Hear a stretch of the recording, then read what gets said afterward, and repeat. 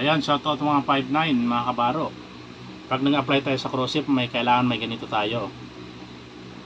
Mayroon tayo ang seaman's book sa passport.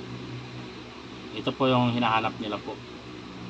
At saka employment certificate. So kailangan mo nang kumuha ng ganito. Passport at saka seaman's book po.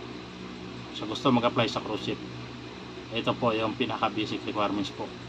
Kung gusto mo magtrabaho, gusto mong umasenso, gusto mong umangat ang buhay mo, at gusto mong magkaroon ng magandang future para sa pamilya mo, so kumuha ka ng passport at seaman's book at gumawa ng magandang resume kung gusto mong magtagumpay sa iyong mga pangarap, mga ka-5'9" kabaro.